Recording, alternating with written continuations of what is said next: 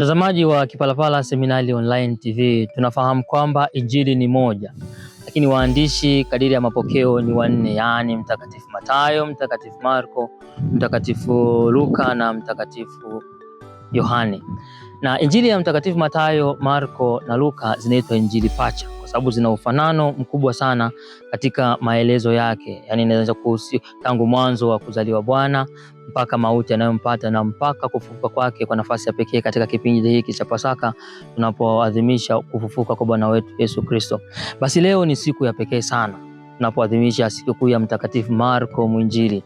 Mafundisho ya kale na mapokeo ya kale yanaamini kwamba Mtakatifu Marko Mwinjili alikuwa ni mmoja wa wanajumuiya ya kwanza ya Yerusalemu, jumuiya ambayo iliishi pale mjini Yerusalemu, na mama yake Marko, yaani Mama Maria, yeye alimiliki nyumba pale mjini Yerusalemu, ambapo Wakristo wa kwanza walifika katika nyumba hiyo kwa ajili ya sala na ibada. Hii tunaipata katika kitabu cha Matendo ya Mitume sura ya 12 aya ya 12.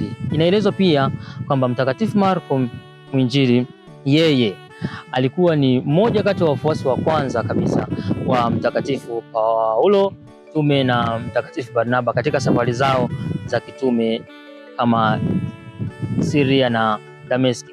Lakini maelezo zaidi kuhusu Mtakatifu Marko Mwinjili tunayapata kwenye maandishi ya Papias. Yeye alikuwa ni askofu wa Hierapolis katika karne ya pili, na akimnukuu Papias, Mtakatifu Eusebius wa Kaisaria anasema Mtakatifu Marko hakuwa tu mwanafunzi wa Mtakatifu Petro na Mtakatifu Barnaba, lakini alikuwa pia mkalimani wa Mtakatifu Petro na alijitahidi sana kuandika yale yote aliyoyafundisha Mtakatifu Petro, na leo tunayashuhudia haya katika Injili hii aliyoiandika yeye.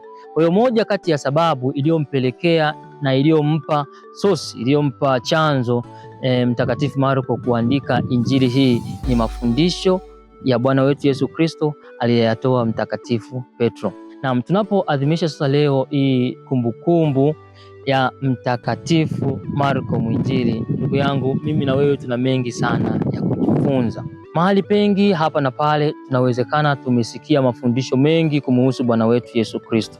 Inawezekana tangu ubatizo tunapokea mafundisho ya kipaimara, mafundisho ya komunyo, mafundisho ya ndoa, mahubiri mbalimbali. Inawezekana hujaandika bado kuhusiana na mafundisho hayo.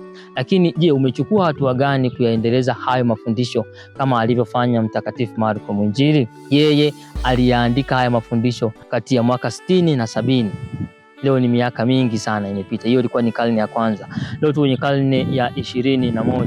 Mimi na wewe tunajifunza nini? Tunafanya nini? Tunatumia juhudi gani kuendeleza mafundisho ya Bwana wetu Yesu Kristo ambayo tumeyapokea? Huo ni mwaliko kwangu na kwako ndugu yangu, kwamba haya ambayo tunayapokea daima, haya ambayo tunayasikia daima, haya ambayo tunafundishwa na kujifunza daima, yasibaki kwetu tu, bali tuyaendeleze, kuyafundisha na kuyarithisha kwa vizazi vingi sana. Kwa hiyo ndugu mpenzi mtazamaji wa Kipalapala Seminari Online TV, leo tunaposherehekea hii sikukuu ya Mtakatifu Marko Mwinjili, basi tuendelee kumwomba Mtakatifu Marko Mwinjili atuombee kwa Mungu. Ile bidii aliyokuwa nayo yeye tuwe nayo sisi katika kuwafanya watu wengine na kutufanya sisi wenyewe tumjue zaidi Mungu, tumpende zaidi Mungu, tumtumikie zaidi Mungu, na mwisho kama tunavyosoma katika katekisimu ya Kanisa Katoliki tuweze kufika kwake juu mbinguni.